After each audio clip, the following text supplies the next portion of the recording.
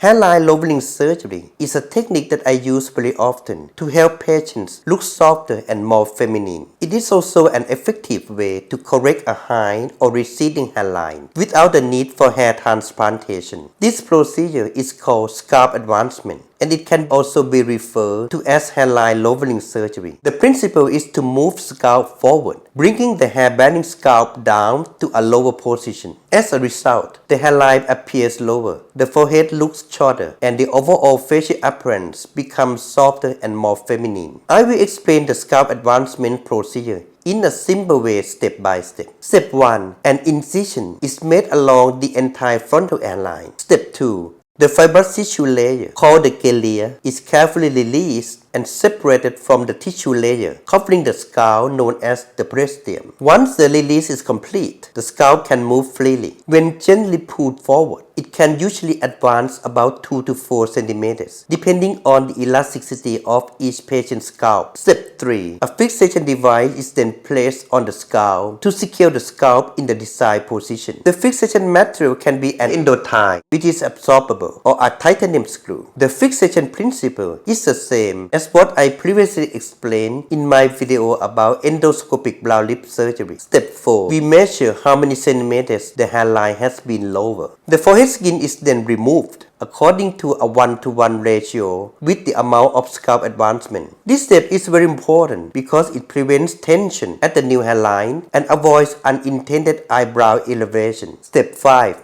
The forehead skin is sutured to the advanced scalp. I use an angle bevel incision technique, allowing hair to grow through the scalp. This helps the new hairline look more natural. For patients who are planning facial feminization surgery, scalp advancement is often performed together with forehead bone reduction and brow lift, as these procedures share the same incision. Doing them together allows a complete and harmonious feminization of the upper face in a single operation. One important thing to understand is that scalp advancement can lower the hairline by no more than about 4 centimeters. For patients with a very high hairline or significant temple recession, scalp advancement alone may not achieve the desired result. In these cases, hair transplantation may be a better option. In the next episode, I will talk about hair transplantation techniques, including FUT and FUE. Please stay tuned.